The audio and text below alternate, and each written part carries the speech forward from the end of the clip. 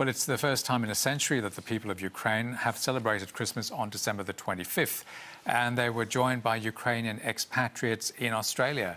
That followed a move by President Volodymyr Zelensky to abandon the Russian Orthodox Church tradition of celebrating Christmas on January the 7th. Some Ukrainian Orthodox churches still mark Christmas in the new year as they await direction from the church authorities in Ukraine. But the move has also been welcomed by some Ukrainians living here. Ukrainian couple Vlad and Sasha are marking their first Christmas on the 25th of December. I'm really glad that we are trying to get rid of Soviet Union past, that Russia made Ukraine to follow many years ago.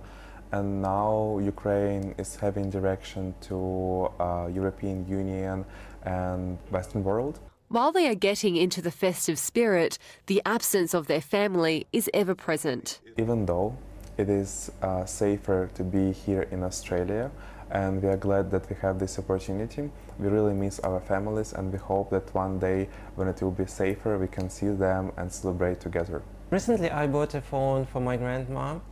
She's still living in Donetsk, and we really missed her, and she's pretty old and she doesn't have an internet, and we already had the conversation on video call with my father and with my grandma. The official Christmas holiday date was changed in July when the Ukrainian parliament voted to move away from what it called the Russian heritage of imposing Christmas celebrations on the 7th of January. It was a very symbolic sign of our unification with the West. There's been an ongoing struggle for Ukrainian Orthodox Church to be recognized as independent from the Russian Church. Initially, starting from 2014 when Russia originally invaded Ukraine, Russian Orthodox Church within Ukraine was also used as a way to subvert Ukraine from internally by spreading propaganda, but actually also being a source of their intelligence officers who were concealed as priests. Religion has played a strategic role in the war.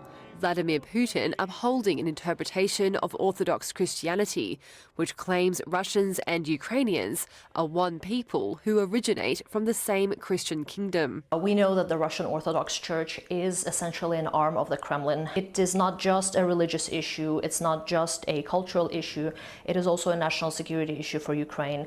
It is a major step in ensuring Ukraine's sovereignty in this cultural realm. A sovereignty that is front of mind for many Ukrainians in Australia.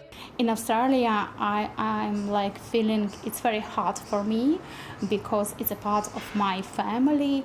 My friends, my cousins are still in Ukrainians, and they don't have like possibility to celebrate like I in the peace. For every Ukrainian anywhere in the world, it's a very special and day of celebrating Christmas, but also thinking about our soldiers who are out there defending our country, who are fighting there and sacrificing their lives.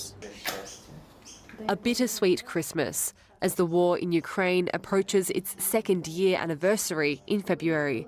Jennifer Shearer, SBS World News.